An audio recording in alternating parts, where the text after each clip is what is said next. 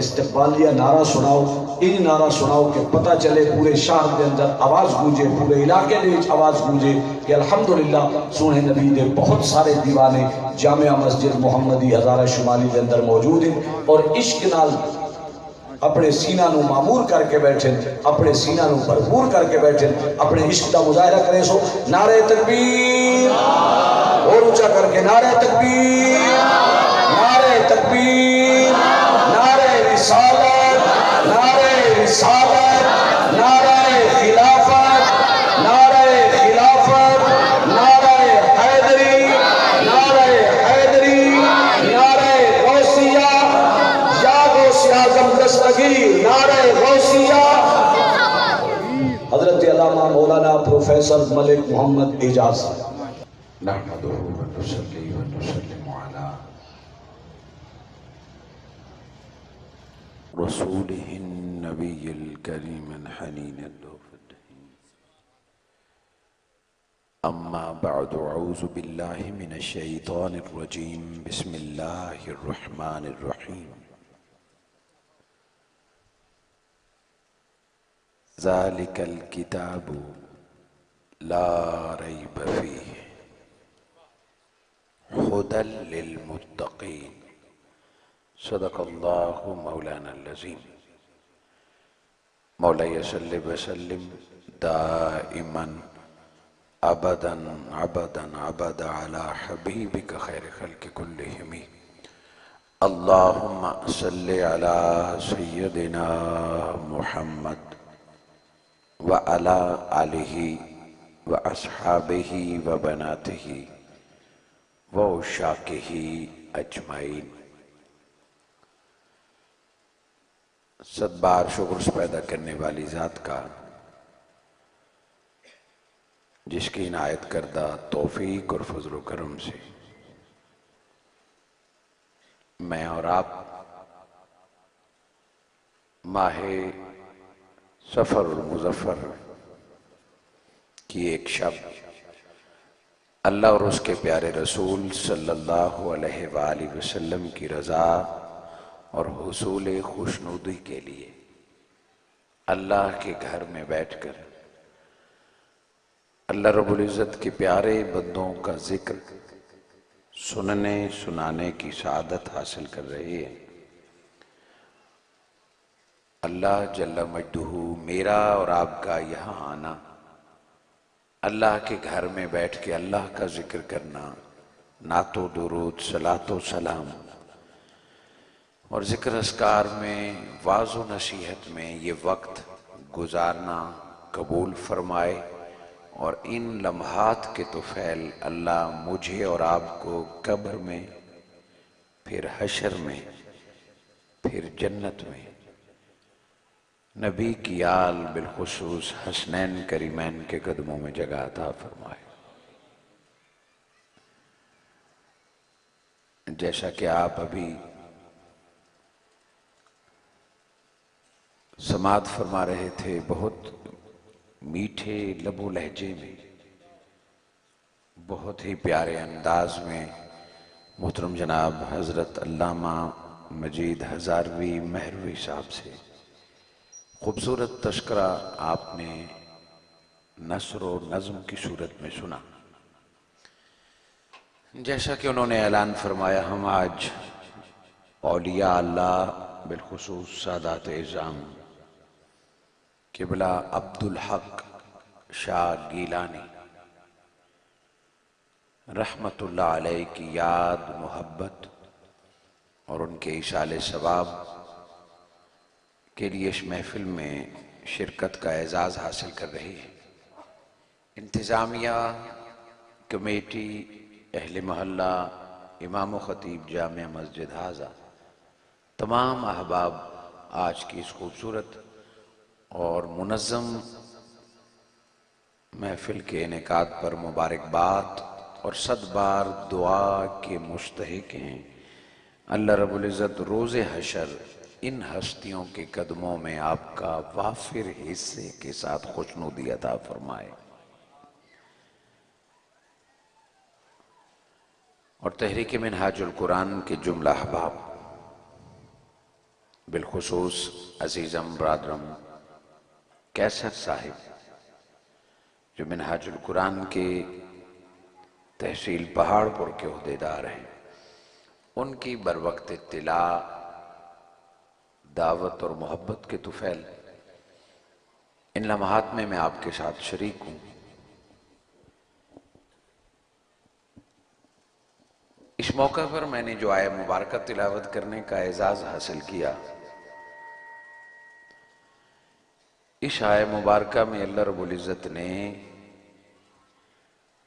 اپنے کلام کا مقام اور اللہ کے قرآن سے بلند مقام حاصل کرنے والوں کا مقام بیان فرمایا ہے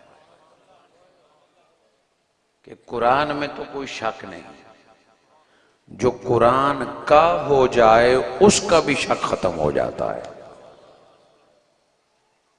ذالک الکتاب، یہ وہ عظیم کتاب ہے۔ ایکو کم کریں، یہ گونج بھی نہ آئے، ایکو بھی نہیں آئے سمپل۔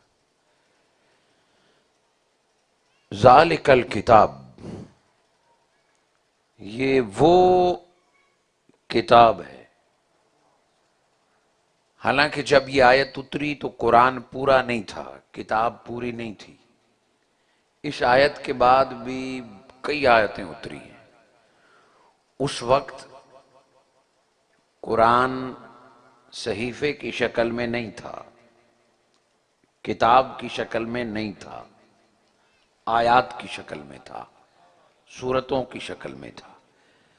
ابھی قرآن نے کتاب کی صورت اختیار نہیں کی تھی، مگر اللہ رب العزت نے فرمایا ذالک الکتاب، یہی وہ کتاب ہے، لا ریب فیہ، اس میں کوئی شک نہیں، اس میں کوئی ریب نہیں، ھدی للمتقین، اور یہ ہدایت ہے متقین لوگوں کے لیے، یہ ہادی ہے متقی لوگوں کے لیے۔ گویا جو اس میں شک رکھے وہ متقی نہیں ہو سکتا۔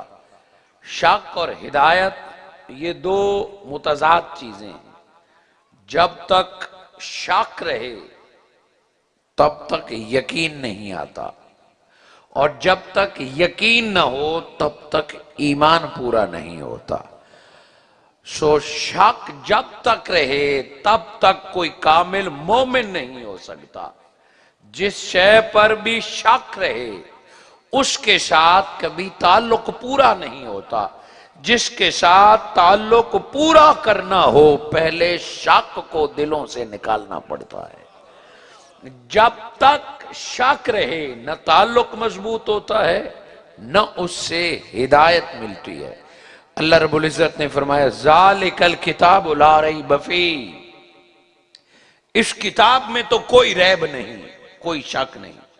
وَإِن كُنتُمْ فِي رَيْبٍ، اگر تمہیں کوئی شک نظر آتا ہے، کتاب میں تو نہیں ہے لیکن اگر تیرے ذہن میں کوئی شک ہے، تمہیں کوئی شک نظر آتا ہے، اس میں نزلنا علی عبدنا، جس کتاب کو ہم نے، جن آیات کو ہم نے اپنے بندے پر نازل کیا، اس میں تو شک نہیں، لیکن اگر تجھے شک ہے جو کچھ مصطفیٰ پر نازل ہو رہا ہے، فَأْتُوا بِسُورَةٍ مِّن مِثْلِهِ، اٹھ پھر لا اس کی ایک سورہ، جو اللہ نے 114 سورتیں نازل کی ہیں، کوئی ایک سورت تو بھی لے آ۔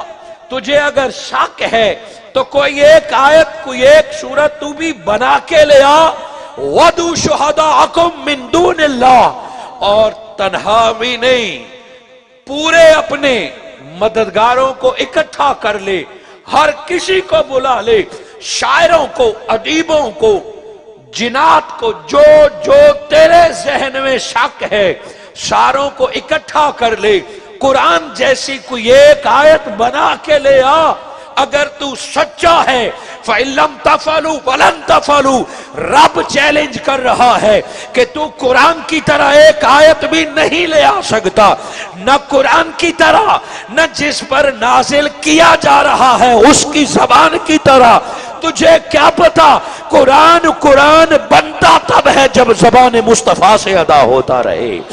عربی تو بنا لے گا، آیت تو ترتیب دے لے گا، اچھی بات تو لے آئے گا، مگر قرآن کو قرآن بننے کے لیے زبان مصطفیٰ کی ضرورت پڑتی ہے.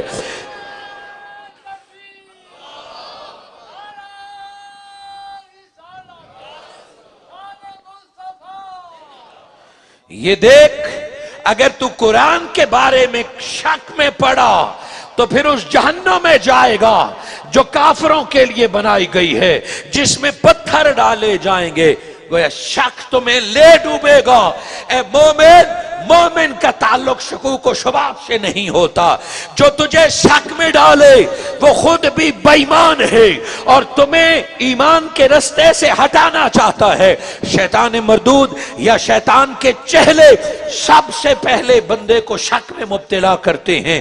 کبھی اللہ کے ولی کے بارے میں، کبھی اللہ کے نبی کے بارے میں، کبھی علم غیب کے بارے میں، کبھی قرآن کے علوم کے بارے میں، کبھی اپنے آپ کے بارے میں، کبھی قبر کے بارے میں، کبھی جنت کے بارے میں.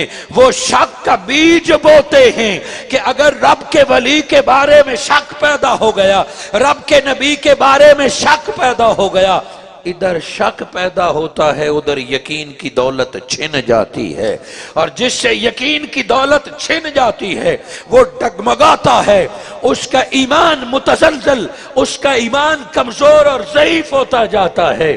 کہ بس پہلا کام یہ کر کے شک سے جان چھڑا لے اور کسی کے آنے پر شک میں مبتلا نہ ہو.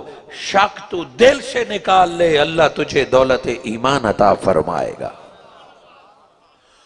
ایک ہوتا ہے شک، وہ دور کیا جا سکتا ہے. ایک ہے تکذیب. شک کے بعد اگلا درجہ جھٹلانا کا ہے، اور وہ کیا؟ میں نہ منے گا. اس کو کہتے ہیں جھٹلانا، تکذیب. قرآن مجید فرقان حمید نے کافروں کی نشانی بتائی. والذین کفروا وکذبوا. وہ لوگ جو کفر کرتے ہیں پتہ ہے کیا کرتے ہیں؟ کذبوا بآیاتنا، وہ میری آیتوں کو، وہ ہماری آیتوں کو جھٹلاتے ہیں. اور جو اللہ کی آیتوں کو جھٹلائے اولئک اصحاب النار، وہ جہنمی ہے. اب آپ یہاں کہیں گے کہ کافر نے تو آیتیں جھٹلانی ہے. قرآن مجید ایک اور مقام پہ کہتا ہے، یہاں کفر کا لفظ نکال لیا. والذین کذبوا بآیاتنا، جو ہماری آیتوں کو جھٹلائے. بے شک وہ کلمہ پڑھے، بے شک وہ نمازیں پڑھے، بے شک وہ حج کرے، اور اللہ کی آیات کو جھٹلائے. کذبوا بآیاتنا واستکبروا عنہا، کہ وہ آیتوں کو جھٹلائے پھر تکبر کرے، سرکشی کرے. ان کے بارے میں بھی یہی فیصلہ ہے، اصحاب النار، یہ بھی جہنمی ہے. اور صرف جہنمی نہیں، جہنمی کلمے کے ساتھ جائے تو کسی نہ کسی دن جنتی بن جائے گا، مگر جو اللہ کی آیتوں کو جھٹلائے خالدین فیہا، بتلا دو اس کو جو اللہ کی آیتوں کی تکذیب کرتا ہے، وہ جھٹلاتا ہے، ہمیشہ وہ جہنم میں رہے گا. بے شک وہ کلمہ پڑھتا رہے، بے شک وہ نمازیں پڑھتا رہے، ایک آیت کا جھٹلانے والا پکا جہنمی ہے. قرآن نے اس بات کو 4 بار دہرایا ہے. کسی جگہ پر فرمایا واستکبروا، تکبر کرے. کسی جگہ پر فرمائے فقط جھٹلائے. جو بھی اللہ کی آیات کو جھٹلائے گا وہ بے ایمان ہو جائے گا، وہ دین سے خارج ہو جائے گا. یہ بات مشکل نہیں ہے. آج اس موضوع کو سمجھنے کے لیے میں نے آپ کے سامنے بنیاد رکھی ہے کہ جھٹلانا بندے کو کفر تک لے جاتا ہے. اب آپ بتائیے کہ قرآن مجید فرقان حمید میں کتنی آیات ہیں؟ جن کو پتا ہے وہ اونچا بولیں تاکہ ساتھ والے کو پتا چل جائے. آج کی اس خوبصورت محفل کا اتنا تو پتا ہو کہ وہ قرآن جو آپ روز پڑھتے ہیں یا اپنے بچوں کو پڑھاتے ہیں یا جو آپ तरावी में सुनते हैं उसकी आयतों को तो पता हो। जिस तरह कोई पूछे ना आपके कितने बेटे हैं तो आपको सोचने की जरूरत नहीं पड़ती, बिल्कुल इसी तरह एक मोमिन को कम से कम इतना तो पता होना चाहिए कि अल्लाह ने हमें आयतें कितनी अता फरमाई। अब बोलिए कुरान में कितनी आयतें हैं? पूरे मजमे में मुझे कुछ 6-7 आवाजें आई हैं, दोबारा बोलें ताकि सारे समझ लें। कितनी आयतें हैं कुरान में? 6600। ये लफ्ज आसान रखा है ताकि हर किसी को याद रहे। 6666 ये आज याद होना चाहिए और घर जाके सारों को याद कराएं कि कुरान में कितनी आयतें हैं। 6666। और कुरान में सूरतें कितनी हैं? 136 बता रहा है कोई, 114। 6666 आयतें, 114 सूरतें और 32 पारे। अच्छा, इसका पता है यानी वो चूंकि हमने कुरान उठाना होता है। मेरे को 30 पारा की कसम दी। 30 पारे, 114 सूरतें और 6666 आयात। अब बड़ी बारीक और पते की बात समझ लें। 6666 आयातों में कुछ आयतें एक लफ्ज पर मुश्तमिल हैं, जैसे वद्दुहा पूरी आयत है, वल्लास पूरी आयत है, अलिफ लाम मीम रा पूरी आयत है। वह एक एक लफ्ज पर आयत मुश्तमिल है और कुछ आयात ऐसी हैं कि पूरी पूरी सफ़े पर मुश्तमिल है। 8-8 लाइनों पे आयतें मुश्तमिल है। वह कोई आयतें बड़ी, कोई आयतें छोटी। और इसी तरह सूरह बकरा 2.5 पारों पर मुश्तमिल है और सूरह कौसर, सूरह असर, सूरह इखलास 3-3, 4-4 आयतों पर मुश्तमिल है। सूरह बड़ी हो या छोटी हो कुरान का हिस्सा है। आयत बड़ी हो या छोटी हो कुरान का हिस्सा है। 6666 आयतें। कोई शख्स 6665 आयतों को माने, उसका हाफिज भी हो, इको पे कंट्रोल रखे, बेस ने लेकिन इको, हाफिज भी हो, आमिल भी हो, 6665 आयतें माने, अमल भी करे और एक आयत का इनकार करे। उलमा बैठे हैं, हम इनसे बाद में पूछेंगे। आप मुसलमान बताए कि 6665 आयतों को माने और एक आयत का इनकार करे, बताइए मुसलमान रहेगा? डरे नहीं, जितना पता है वो बताइए। 6665 आयतों को माने, उसका हाफिज, उसका आमिल, उसका कारी हो और एक आयत को कहे कि मैं नहीं मानता, तो क्या एक आयत न मानने के बाद वो मुसलमान रहेगा? हां, 6665 आयतें फिर उसे नहीं बचा सकती।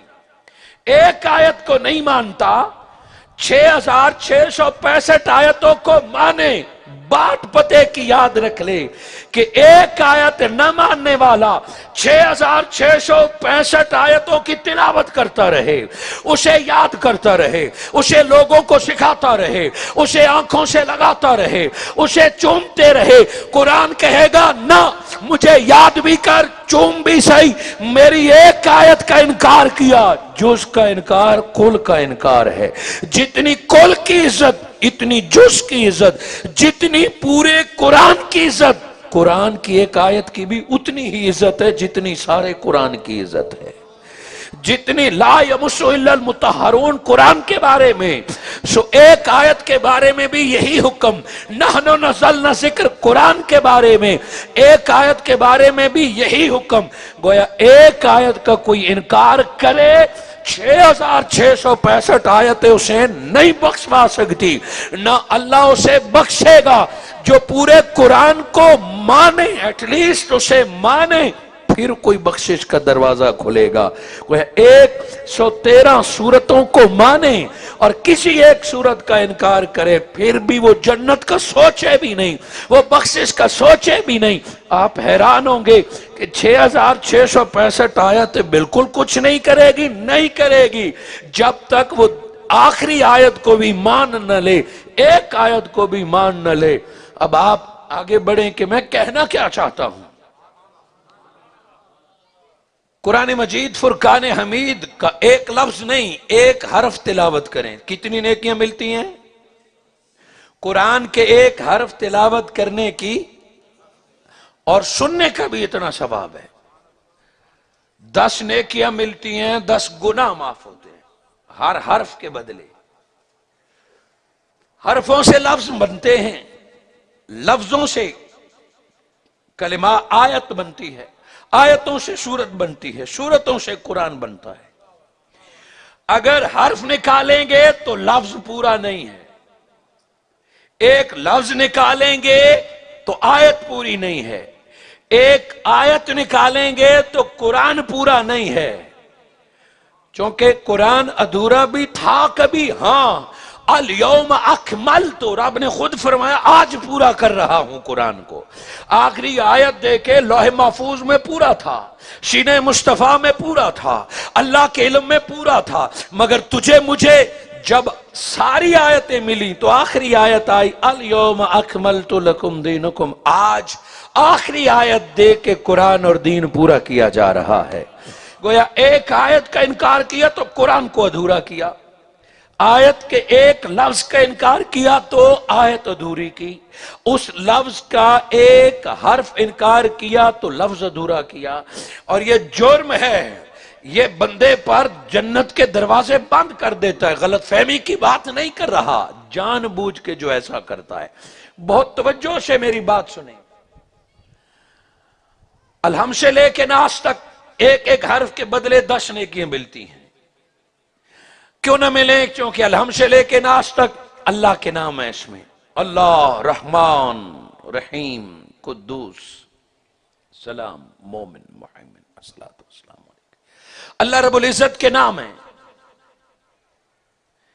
अस्माए इलाही, अस्माउल हुस्ना, अल्लाह के नामों को तिलावत करने का तो सवाब मिलेगा, हमारे रब के जो नाम है। और फिर मेरे आका के नाम है मोहम्मद, अहमद, मुजम्मिल, मुदस्सिर, ताहा, यासीन, ये हुजूर सल्लल्लाहु अलैहि वसल्लम के नाम है। उनके नामों से दिल भी ठंडा होगा और सवाब तो मिलेगा। आदम, मूसा, ईसा, इब्राहिम, इस्माइल अलैहिमुस्सलाम नबियों के नाम है। नबियों के नाम की तिलावत का सवाब भी रब देगा। वलियों के नाम है, मरियम, लुकमान, खिदर, ये वलियों के नाम है। वलियों के नाम का भी अल्लाह सवाब देगा। अब बताइए कुरान के एक हर्फ का कितना सवाब मिलता है? बोलें तो सही। 10 नेकियां। अल्लाह के नाम, नबियों के नाम, वलियों के नाम तो दुरुस्त।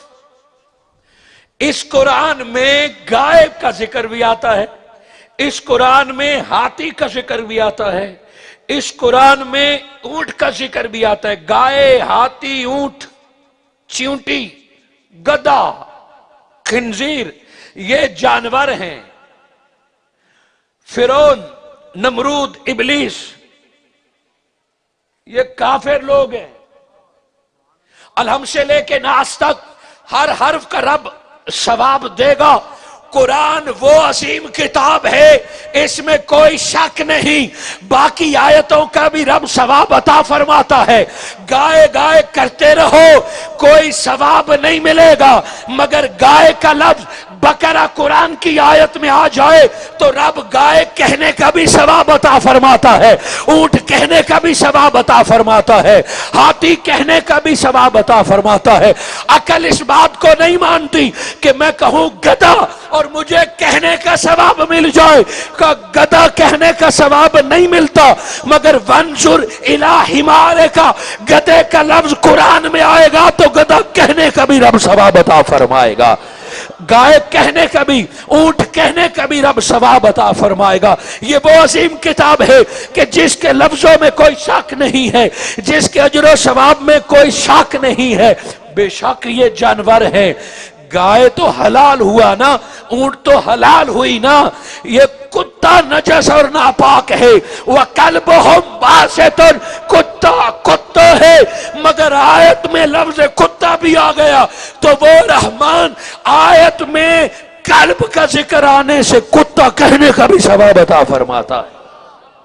खिंजीर नजस और नापाक है, मगर आयत का हिस्सा बन गया तो पढ़ना भी पड़ेगा और सवाब भी मिलेगा।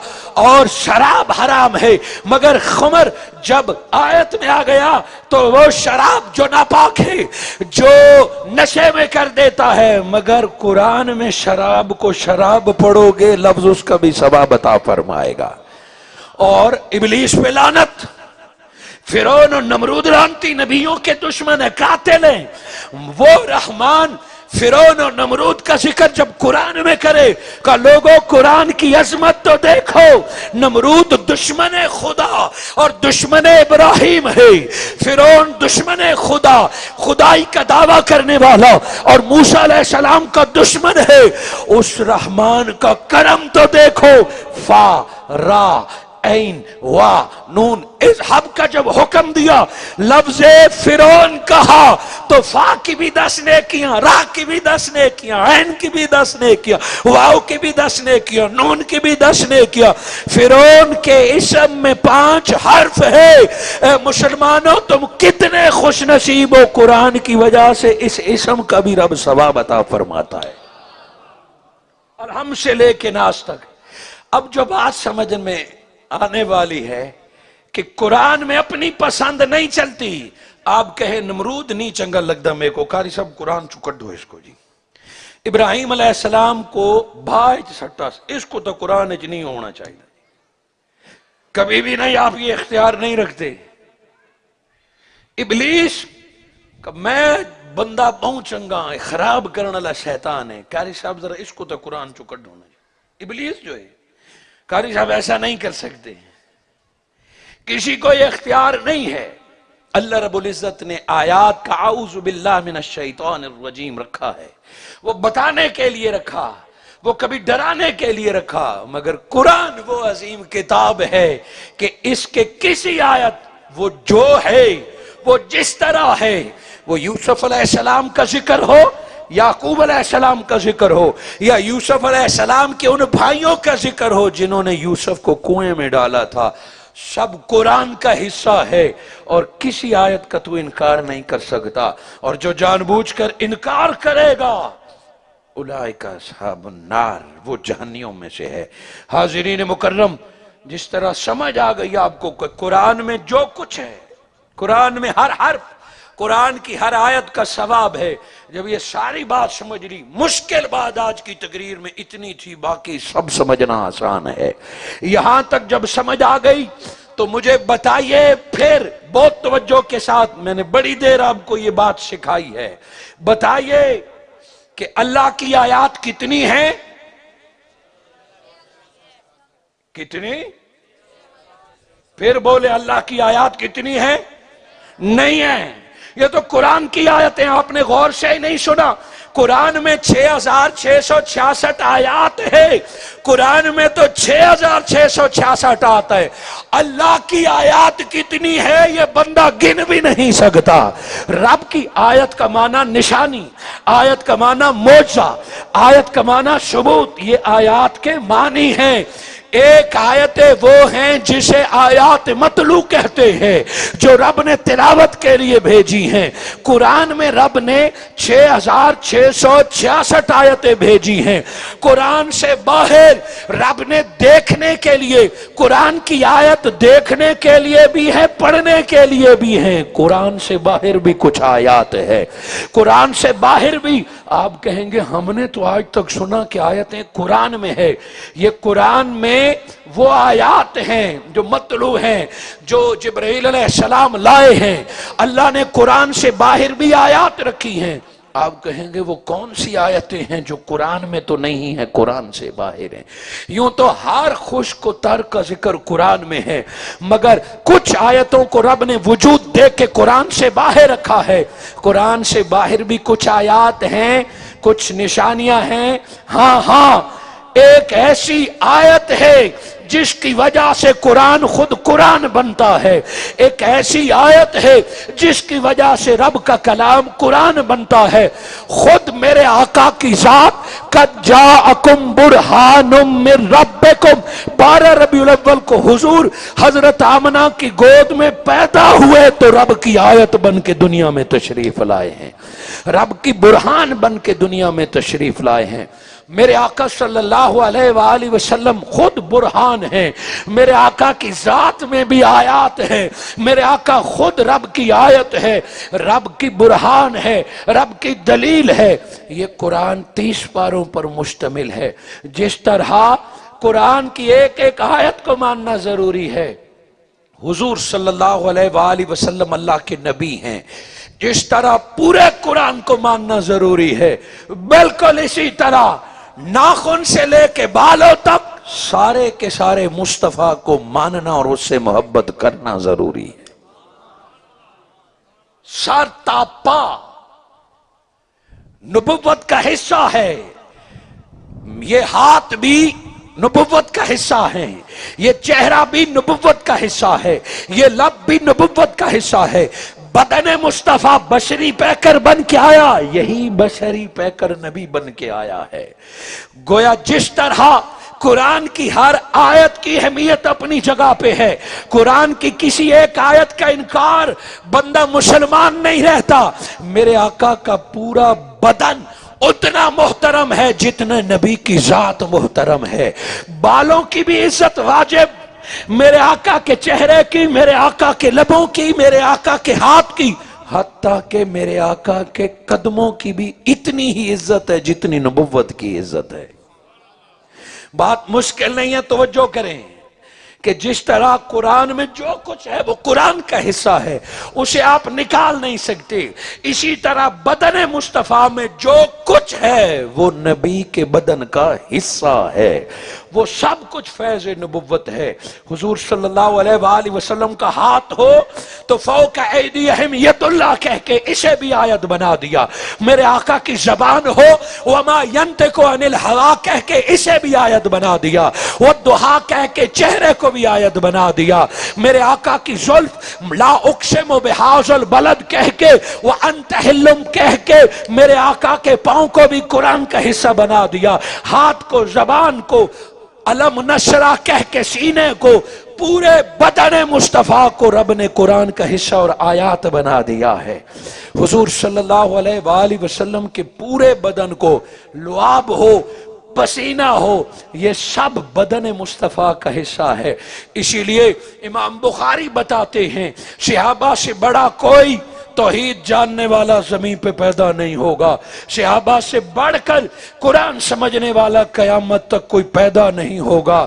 امام بخاری فرماتے ہیں کہ جب حجام نبی مکرم کے بال کاٹتا تھا زمین پہ کوئی گرنے نہیں دیتا تھا، صحابہ آگے لڑ لڑ کر بال سنبھال لیتے تھے، وہ نبی کے بال تھے، انہیں زمین پہ نہیں گرنے دیتے تھے۔ عزت بال تو اپنی جگہ پر، لعاب، بلغم، لعاب مبارک میرے آقا جب لبوں سے نکالتے صحابہ ہاتھ کر کے ہاتھوں پہ مل کے اپنے چہرے پر مل لیتے تھے۔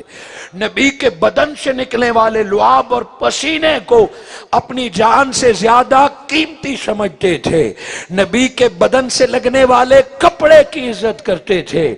میرے آقا صلی اللہ علیہ وآلہ وسلم کے بدن پر مکھی کو بیٹھنے کی اجازت نہیں تھی، وہ قرآن ہے، یہ بدن مصطفیٰ ہے، قرآن کی آیات ہیں، ادھر بدن مصطفیٰ کے اپنے اپنے حصے ہیں۔ حاضرین مکرم، علم نشرہ کا سینہ ہو، وما ینطق عن الہوا کی زبان ہو، اے فوق ایدیہم ید اللہ، یہ میرے آقا کے بدن کا حصہ ہے۔ بال بھی آج دنیا سنبھال کے رکھی ہوئی ہے، بال اور پسینہ اور لعاب تو میرے آقا کے بدن میں سے ہے۔ حضور نے جو جوتا ایک بار پہنا आज मोमिनों को तो देखो कि जूता तो जूता जूते का अक्स बनाकर माथे पर लगा लेते हैं, जूते की नकल बना के सीने पर लगा लेते हैं, उसको भी बरकत वाले समझते हैं। हाजिरीन मुकर्रम, जिस तरह कुरान से सूरह यासीन निकालें तो कुरान अधूरा है, रहमान निकालें तो कुरान पूरा नहीं है, कौसर निकालें तो कुरान पूरा नहीं है। एक सूरत के निकालने पर कुरान खुद ये कहता है तूने मेरा सारे का इनकार कर दिया। इसी तरह मेरे आका के सारे बदन को मानना पड़ेगा, मेरे आका के बदन के हर खुशबू को मानना पड़ेगा। बस मेरे दोस्त, जिस तरह नबी के बालों से तू मोहब्बत करता है, मेरे आका के चेहरे को तू तकना चाहता है, हुजूर के हाथ को तू बोसा देना चाहता है, हुजूर के कदमों में तू झुकना चाहता है, सुन सुन, जिस तरह बाल आका के बदन का हिस्सा है, मेरे आका सल्लल्लाहु अलैहि वसल्लम ने फरमाया हुसैन मिन्नी, हुसैन भी मुझसे है, हुसैन जुदा नहीं है। जिस तरह सूरह यासीन कुरान में से है और कुरान सूरह यासीन से है, हुसैन मुस्तफा से है और मुस्तफा हुसैन से है। फातिमा बदा तो मिन्नी, फातिमा भी मुझसे जुदा नहीं है, फातिमा भी मुस्तफा के बदन का हिस्सा है, अली भी मुस्तफा के बदन का हिस्सा है। अली मिन्नी, अली मुझसे है, फातिमा मुझसे है, हसन और हुसैन मुझसे है। लोगों, जिस तरह कुरान की सूरतों से सूरतें मिलाओ तो कुरान बनता है। अली और फातिमा, हसन और हुसैन, चार तन को पंजवें तन मुस्तफा से मिलाओ तो बुरहान बनता है। जिस तरह सारे कुरान को मानना फर्ज है, मुस्तफा की खातिर अली और फातिमा, हसन और हुसैन को मानना फर्ज है। अली और फातिमा, हसन और हुसैन से मुवद्दत फर्ज कर दी। इमाम शाफई रहमतुल्लाह अलैह फरमाते हैं वजबत अलैना, जो सहाबा ने फरमाया इस आयत मवद्दत के नुज़ूल पे, सो उनका मानना था कि अल्लाह की तरफ से हुक्म है कि नबी से मोहब्बत करने वालों, अली से मोहब्बत भी तुम पर वाजिब हो गई है, हसन हुसैन से भी मोहब्बत तुम पर वाजिब हो गई है, फातिमा तो ज़हरा की मवद्दत, अदब और मोहब्बत तुम पे वाजिब हो गई है। पांच तनों में किसी एक पर शक किया है, ज़ाले कल किताब ला रैब फी, जिस तरह किताब की किसी आयत पर शक की इजाजत नहीं है, एक आयत पर शक किया गोया पूरे किताब का इनकार है।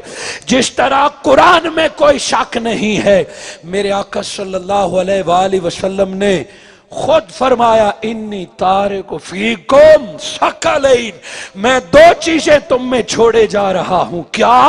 एक अल्लाह की किताब, आका फरमा सकते थे हमारा कुरान, मगर फरमाया अल्लाह की किताब, एक अल्लाह की किताब छोड़े जा रहा हूं, जिसका मैंने आपको बताया उसका एक एक हर्फ माना, उसमें कोई शक नहीं। दूसरा फरमाया मेरी इतरत, मैं दो चीजें छोड़े जा रहा हूं, एक कुरान और एक मेरी इतरत, एक कुरान और दूसरे अहले बैत, एक कुरान और दूसरे सादात। इतरत में फकत चार तन नहीं है, इतरत में नबी की सारी आल है, हसन और हुसैन की औलाद भी इतरत में शामिल, अली अकबर और अली असगर जिनकी गर्दन करबला में काटी गई वो भी इतरत मुस्तफा में शामिल, ज़ैनब और फातिमा और शकीना भी इतरत में शामिल। बस मुझे कहने दीजिए कि जिस तरह कुरान की एक सूरत का इनकार सारे कुरान का इनकार है, नबी की आल में से किसी एक का इनकार सारी नबुव्वत का इनकार है। ला रैब फी, किसी में शक नहीं करना। आयत जो भी आए, आयत जहन्नुम के बारे में हो, आयत अजाब के बारे में हो, आयत में जिस चीज का जिक्र हो सारों को मानना है। अरे लोगों, जिस तरह कुरान की हर आयत को मानना जरूरी है, इसी तरह मुस्तफा के अली को मानना जरूरी है। न अली की विलायत में शक कर सकते हो, समझ आए ना आए, बगैर अकल के علی کی ولایت کو مانو. جس طرح قرآن کی عربی نہیں آتی نا، اردو عربی ترجمان اردو نہیں آتا نا، قرآن کی آیت کی سمجھ نہیں آتی، وہ علماء کو آتی ہے. عربی جاننے والے تمہیں سمجھ نہ بھی آئے تو رب تمہیں صرف عربی پڑھنے کا ثواب بھی عطا فرما دیتا ہے. کہ تمہیں سمجھ نہیں بھی آئے گا، فقط عربی پڑھنے سے اللہ ثواب عطا فرمائے گا. بالکل اسی طرح علی کی ولایت کی سمجھ نہیں آتی، عقل پہ غور نہ کرنا. علی کی ولایت میں شک، نبوت پہ شک ہے. فاطمہ الزہرا کی طہارت پہ شک، نبوت پہ شک ہے. حسنین کریمین کی شہادت پہ شک، نبوت پہ شک ہے. کامل نبوت، علی کی ولایت بھی نبوت کا حصہ، فاطمہ الزہرا کی طہارت بھی نبوت کا حصہ، اور حسنین کریمین کی شہادت بھی نبوت کا حصہ ہے. علی کی ولایت کے بارے میں آقا دو جہاں نے آخری حج کے موقع پہ فرمایا من کنت مولا ہو. اس جملے کی ضرورت بھی نہ پڑتی اگر حضور اتنا کہتے علی مولا. اے لوگو علی مولا ہے اسے مانو تو کوئی انکار کی جرات کرتا؟ وہ صحابہ تو حضور کے لبوں سے نکلنے والے ہر لفظ کو اپنے ایمان کا حصہ بناتے، مگر آقا دو جہاں نے فقط علی کی ولایت کا اعلان نہیں کیا. پہلے فرمایا من کنت مولا، کہ علی کی ولایت کو نبوت سے جدا نہیں سمجھنا. ولایت ہے ہی نبوت کا حصہ. جو میں مصطفیٰ کو مولا مانتا ہے وہ علی کو بھی مولا مان لے. وہ جدا علی کو نہیں، ولایت مصطفیٰ کی وجہ سے علی کی ولایت کو مانے. علی کی ولایت نبوت کا حصہ، اور فاطمہ الزہرا کی طہارت آیت تطہیر کی وجہ سے وہ بھی نبوت کا حصہ. کسی کو فاطمہ الزہرا کی ذات میں کوئی نقص نظر آئے، کوئی عیب نظر آئے، یا طہارت میں شک ہو، وہ فکر کرے وہ ڈگمگا گیا ہے، اسے سمجھ نہیں آئی، وہ شک میں مبتلا ہو گیا، اور اللہ کی کسی ایک آیت پر شک اسے دین سے دور لے جاتا ہے. فاطمہ الزہرا کی طہارت وہ بطول ہیں، یہ بھی نبوت کا حصہ. اور حسنین کریمین کی شہادت ذاتی نہیں ہے، یہ بھی نبوت کا حصہ ہے. گویا گردن حسین کی کٹی ہے، نبوت باب کا پورا ہوا ہے. کربلا میں امام حسین علیہ السلام نے گردن کٹوا کے حضور صلی اللہ علیہ وآلہ وسلم کی شہادت کا اعلان کیا ہے. بس اتنی سی بات سمجھانا چاہتا تھا کہ آج یزید بدبخت کے لیے رضی اللہ عنہ کے لفظ ڈھونڈنے والے، یزید کے لیے جنت کا راستہ تلاش کرنے والے، کیسی جنت، کیسا رضی اللہ عنہ، ادھر لوگوں نے گواہی دی کہ جس نے کسی ایک آیت کا انکار کیا وہ دین میں رہ سکتا ہے؟ بولے. کسی ایک آیت کا انکار کیا وہ دین میں نہیں رہ سکتا. ارے لوگو، حسین فقط حسین نہیں ہے، حسین بھی اللہ کی نشانی ہے، علی اکبر بھی اللہ کی آیت ہے، اور علی اصغر بھی اللہ کی آیت ہے، قاسم و محمد بھی اللہ کی آیات ہے. آپ کہیں گے وہ کیسے کہ حسین اللہ کی آیت کیسے ہو گیا علیہ السلام، علی اکبر و علی اصغر اللہ کی آیات کیسے ہو گئی؟ پہلی دلیل تو یہ کہ حسین فقط حسین نہیں ہے، نبی کے بدن کا حصہ ہے. یزید مردود نے گردن حسین نہیں کاٹی بلکہ قرآن کو قتل کیا. دوسرا، اگر پتھر اللہ کی نشانی ہو سکتا ہے، وَمَن يُعَظِّمْ شَعَائِرَ اللَّهِ، مومن کی نشانی اللہ نے بتائی، مومن کی پہچان اللہ نے بتائی کہ وہ اللہ کی نشانیوں کی عزت کرے گا. حجر اسود اللہ کی نشانی، صفا و مروہ اللہ کی نشانی، خانہ کعبہ اللہ کی نشانی.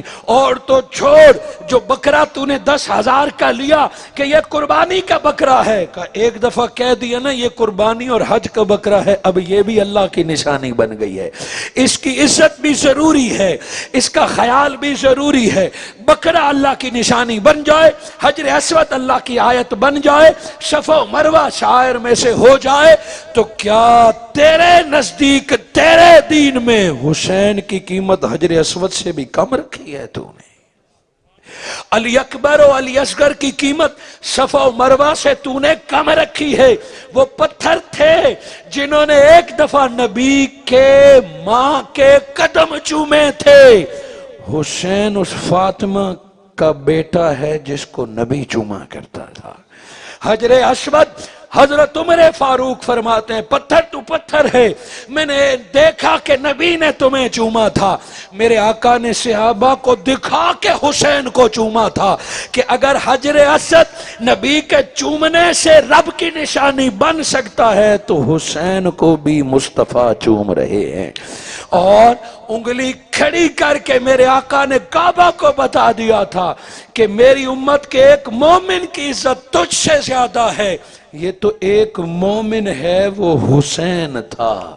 من قتل متعمدا فقد کفر، جس نے ایک مومن کو جان بوجھ کے قتل کیا وہ کافر ہے. اور جس نے نبی کے گھر سے 17 بندوں کو قتل کیا ہے اس کا ایمان ابھی بچا ہوا ہے. وہ ابھی رضی اللہ تعالی عنہ کے صف میں ہے. یزید مردود بے شک کربلا میں نہیں تھا، مگر وہ قاتل قرآن تھا، وہ قاتل آیات تھا. حسین کی صورت میں وہ دین قتل کرنا چاہتا تھا، حسین کی صورت میں وہ نبوت کما کرنا قتل کرنا چاہتا تھا، حسین کی صورت میں وہ حق کا گلا کاٹنا چاہتا تھا. میں امام حسین کو آیت کہا. اور خواجہ اجمیر معین الدین چشتی اجمیری رحمت اللہ علیہ فرماتے ہیں دین است حسین. ایک آیت نہیں، سارا دین حسین ہے. اور صرف دین نہیں، دین پناہ است حسین، کہ حسین ہے جس نے دین کو پناہ دی. وگرنہ یزید تو سارے دین کو ذبح کرنا چاہتا تھا. اور کسی کو شک ہو کہ امام حسین اور قرآن کا کیا تعلق ہے، گردن کٹ گئی، جسم مبارک ریت پہ پڑا ہوا ہے، سر نیزے پہ چڑھا کا آؤ آج سے پہلے جب تک لوگ شہید ہوتے رہے قرآن کہتا رہا مردہ نہ کہو زندہ ہے، مردہ نہ کہو زندہ ہے. بدر میں، احد میں، خندق میں صحابہ شہید ہوئے تو قرآن کہتا تھا کہ زندہ ہے مردہ نہ کہو، زندہ ہے مردہ نہ کہو. کربلا میں کہا ہے قرآن تو چپ کر، اب حسین بتائے گا کہ قرآن سچ کہتا تھا شہید زندہ ہے. قرآن کا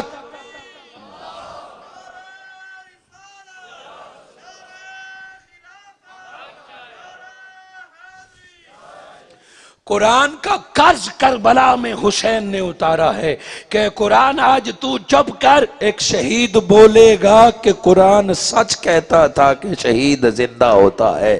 امام حسین کا سر نیزے پہ چل کے بولا کہ جن کے سینے میں قرآن ہو، جن کو دودھ پلاتے ہوئے فاطمہ جیسی ماں قرآن پڑھ پڑھ کر سنائے، جس کو تلوار چلانی سکھائی جائے تو آیتیں پڑھ پڑھ کر، اور جو جھولی میں بیٹھے اور قرآن نازل ہو فقط بدن مت دیکھنا، ظاہری طور پہ یہ بدن حسین کا ہے مگر رگ رگ میں قرآن سمایا ہوا ہے. خون کے قطرے قطرے میں آیات رچی بسی ہے. گردنیں کٹ جائیں گی جن کے خون میں قرآن ہو، جن کو قرآن پڑھ کے دودھ پلایا گیا ہو، جن کو قرآن پڑھ کے چلنا سکھایا گیا ہو، ان کی گردنیں کٹ بھی جائیں. آیت اندر سے بولتی ہے وہ نیزے پہ چڑھ کے قرآن سنایا کریں گے. کہ جو شک کرے گا امام حسین علیہ السلام کی کاوش جہاد پر، لوگ شک کرتے ہیں نا کہ سامنے والے بھی مسلمان تھے، ادھر والے بھی مسلمان تھے، امام حسین پتہ نہیں ٹھیک تھے یا غلطی کر گئے تھے. معاذ اللہ کوئی کہتے ہیں ضد کر گئے، کوئی کہتے ہیں باغی ہو گئے. کا پہلے شک کرتے تو شاید مل جاتی معافی. قرآن نے نیزے، حسین نے نیزے پہ چڑھ کے قرآن سنایا کہ جس طرح قرآن میں کوئی شک نہیں اسی طرح کربلا میں بھی کوئی شک نہیں ہے. نمازیں ادھر بھی، اذانیں ادھر بھی، مگر امام حسین نے جب آخری خطبہ دیا وہ لوگ جو یزید اور یزیدیوں کے لیے جنت ڈھونڈتے ہیں اور انہیں جنتی کہتے ہیں، اگر یہ تم جانتے ہو کیا امام حسین نہیں جانتے تو وہ چھوڑ دیتے، ادھر ہوں جنتی ادھر ہوں جنتی۔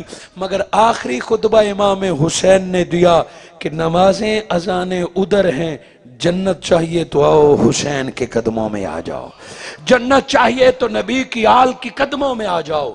اور حر نکلا وہاں سے، چھوڑ نماز حضرت حر نے قضا نہیں کی تھی فجر کی، یزیدیوں کے ساتھ جماعت کے ساتھ پڑھی تھی، ظہر کی بھی پڑھتا، مگر امام حسین نے جنت کی دعوت دی۔ حر کو سمجھ آ گئی نمازیں تو ادھر ہیں پر جنت نہیں ہے، اذانیں ادھر ہیں جنت نہیں، حافظ قرآن ادھر ہیں۔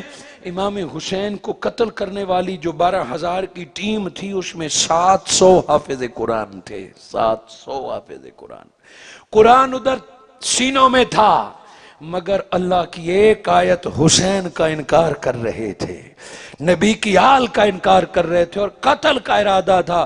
امام حسین نے بلایا، آذان تو ادھر ہے مگر جنت دینے والا حسین ادھر ہے۔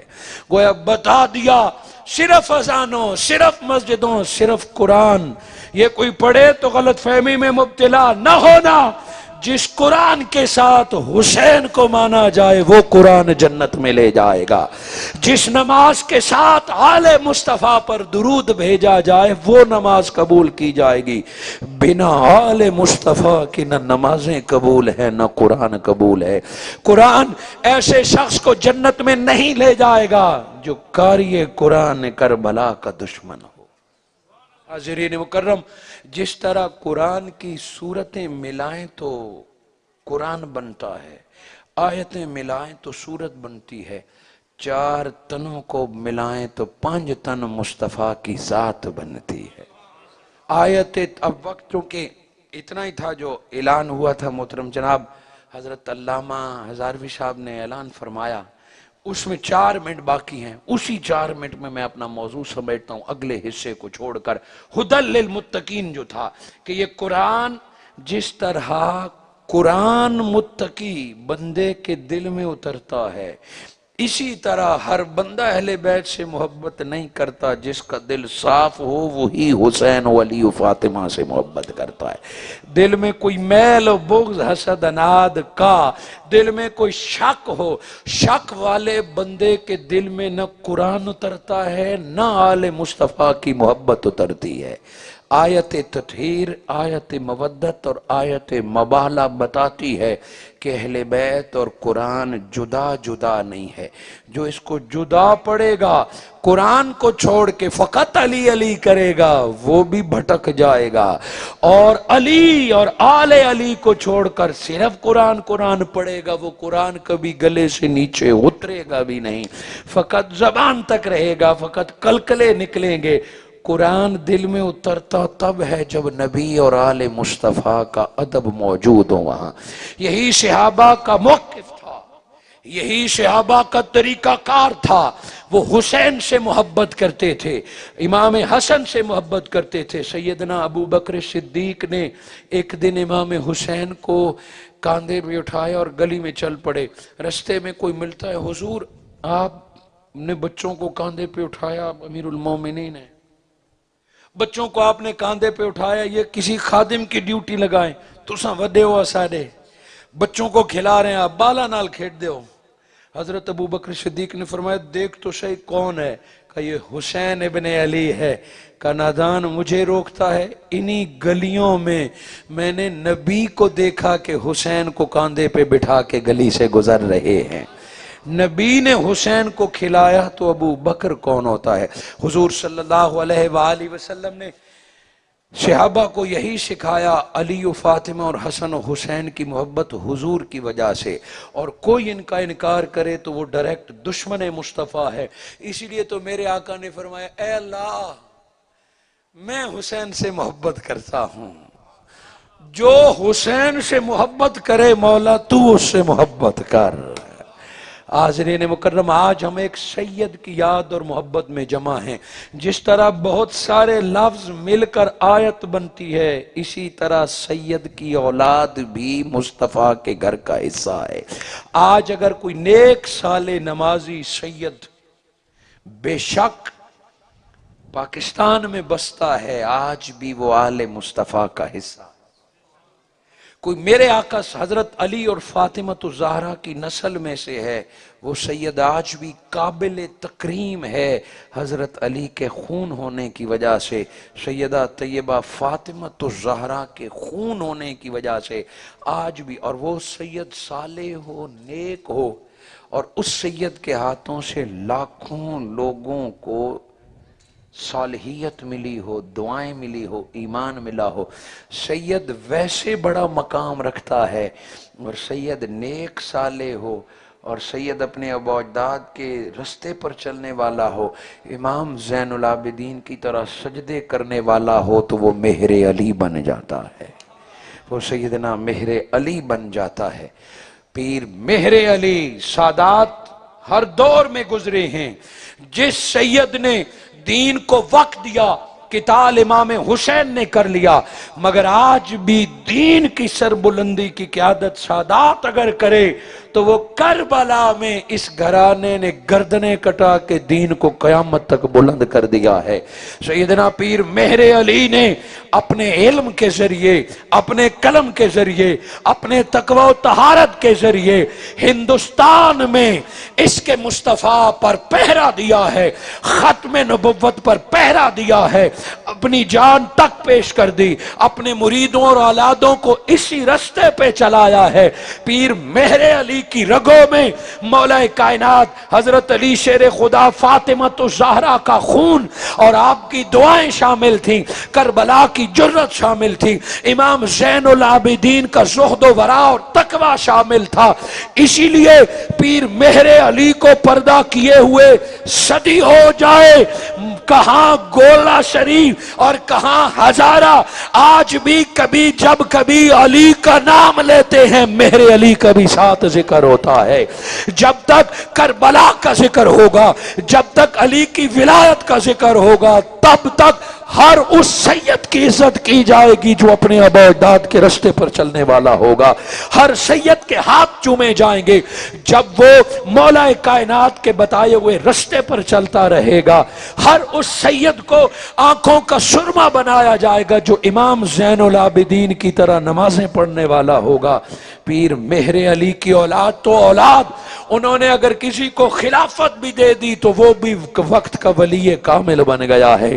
پیر مہر علی کی پاس صحبت میں بیٹھنے والے، ان کو اللہ نے ولایت عطا فرمائی۔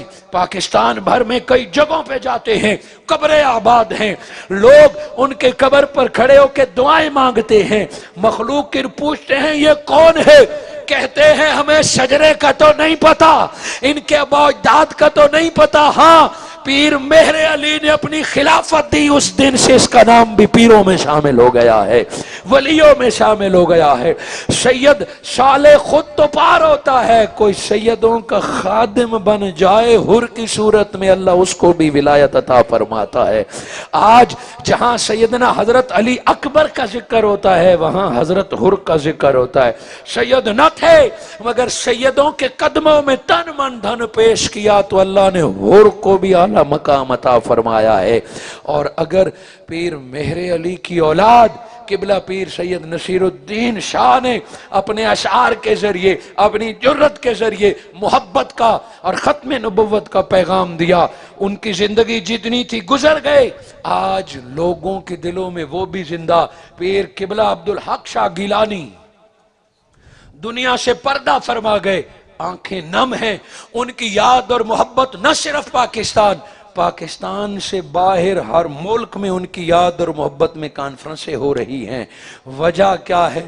یہ وہ سادات ہیں جنہوں نے اپنے آباء و اجداد کے پیغام کو چھوڑا نہیں ہے، جنہوں نے اپنے آباء و اجداد کے نقش قدم کو کھونے نہیں دیا ہے۔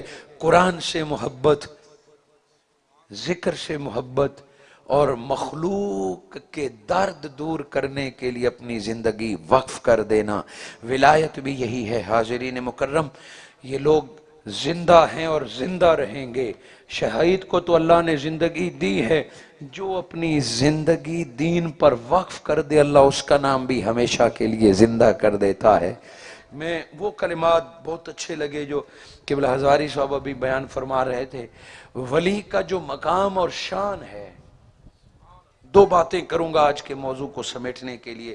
میں نے ختم کر دی اپنی گفتگو، مگر میزبان ہیں، آج کی محفل کی صدارت ہے، آپ کے کہنے پر میں 10 منٹ اور بڑھا رہا ہوں، وگرنہ میری گفتگو وعدے کے مطابق میں نے ترتیب اسی طرح دی ختم تھی.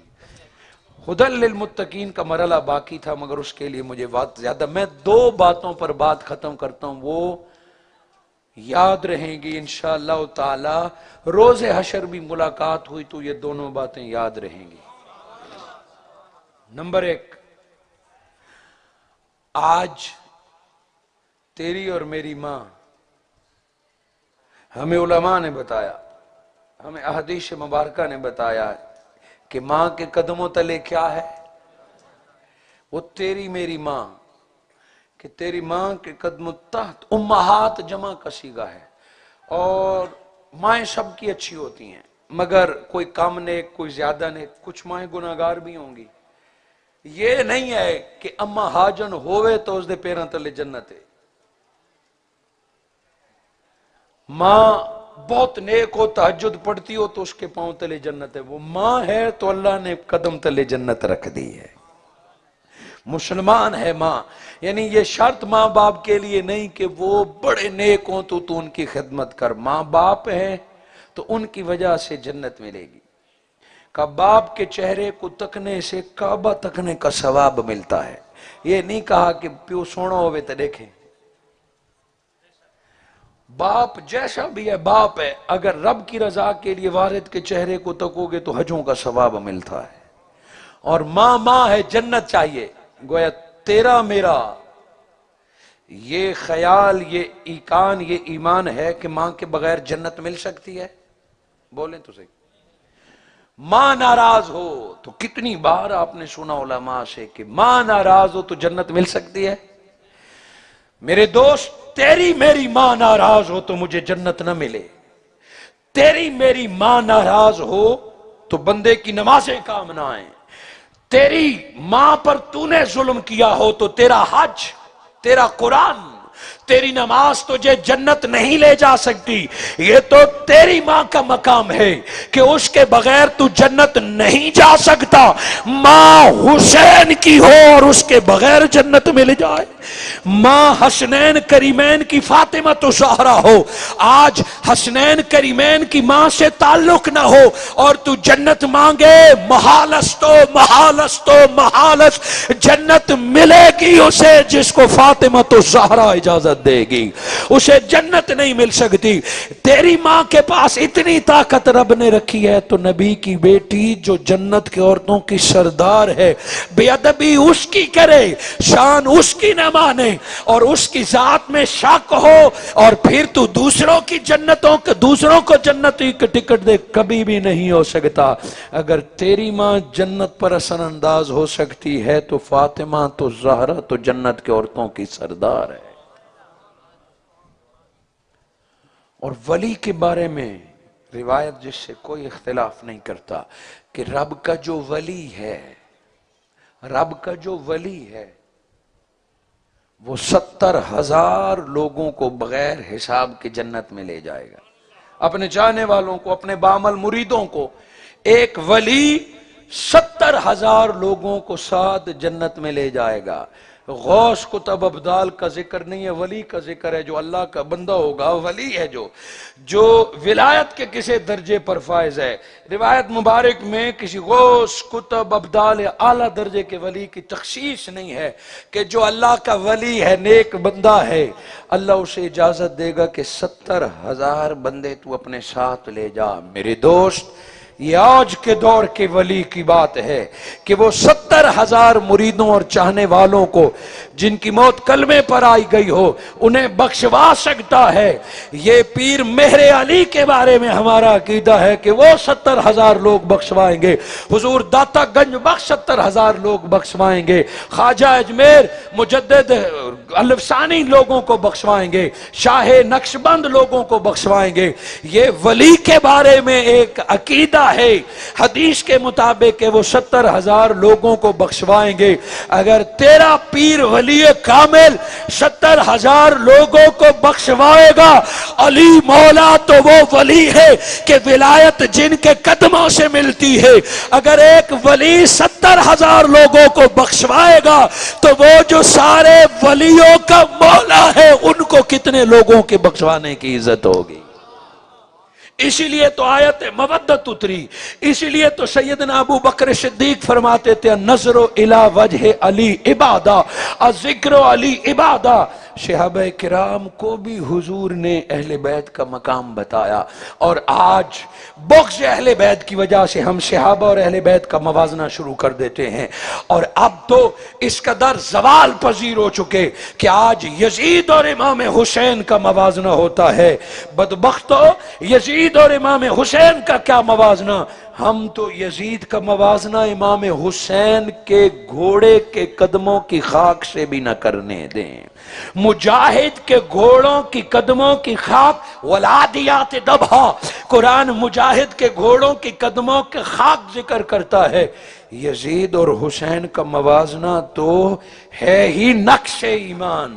یزید کا کربلا کے گھوڑوں کے قدموں سے موازنے کی اجازت بھی ہم نہیں دیتے۔ یہ عقیدہ اہل سنت ہے۔ اہل بیت کے بارے میں، سادات کے بارے میں، آئیے آج ایک سید پیران اسلام کی بات ہوئی، اسی طرح خواجہ حمید الدین سیالوی رحمت اللہ علیہ اہل سنت کے ایک سرپرست تھے، ایک بزرگ تھے، ان کے خانوادے نے بھی محبت اور عشق، چشت بہشت کا پیغام پورے ہندوستان میں اس خانوادے نے عام کیا۔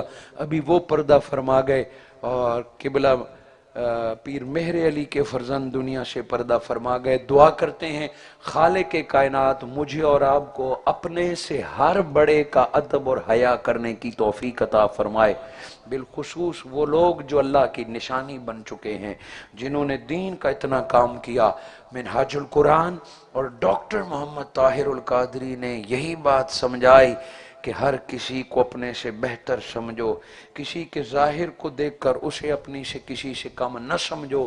رہی بات عشق دل میں ہو، محبت دل میں ہو تو پتہ ہے بندہ فتوے کس طرح دیتا ہے۔ کسی نے پوچھا حضور آج کل ہر کوئی سید ہونے کا دعویٰ کرتا ہے، میں سید وہ سید، کیسے پتا چلے کہ کوئی اصلی سید ہے یا جھوٹا؟ حضور شیخ الاسلام نے فرمایا آپ کون ہوتے ہیں سچے یا جھوٹے کا فیصلہ کرنے والے؟ بس جس نے کہہ دیا میں سید ہوں اس کی عزت کر، خدا جانے، مصطفیٰ جانے اور وہ بندہ جانے، قیامت کے دن تجھے ثواب مل جائے گا، تیری ڈیوٹی پوری ہو گئی۔ وہ سچا ہے یا جھوٹا ہے یہ قیامت کے دن فیصلہ ہوگا۔ بس جس نے منہ سے کہہ دیا تو اتنا کہہ بس کہ جس نے علی کی اولاد ہونے کا دعویٰ کہہ دیا، قرآن کی آیت کی روح سے مجھ پر اس کا ادب واجب ہو گیا ہے۔ وہ سچا تو سچا، کسی جھوٹے کو بھی جھوٹا نہ کہو کہ اس نے نام سید کا لگا لیا ہے۔ یہ ادب ہے، یہ احترام ہے۔ آئیے اپنے سے بڑوں، والدین، محلے کے لوگ، علماء، ائمہ کرام، صوفیاء، مشائخ، ان تمام کا ادب کریں۔ یہی ادب ولایت کا حصہ ہے، اور ادب کرنے والے کو فیض ملتا ہے۔ فقط عرس میں جانے سے، فقط محفلیں سجانے سے کرم نہیں ہوتا، دل و جان سے اللہ والوں کا ادب اور ان کے نقش قدم پر چلنے سے رب راضی ہو جاتا ہے۔ میں دعا کرتا ہوں اللہ رب العزت اس محفل کے ہر لمحے کے بدلے آپ کو اور مجھے صحابہ کرام کا کمال ادب، اہل بیت کا عشق اور حضور کی غلامی عطا فرمائے۔ جزاک اللہ۔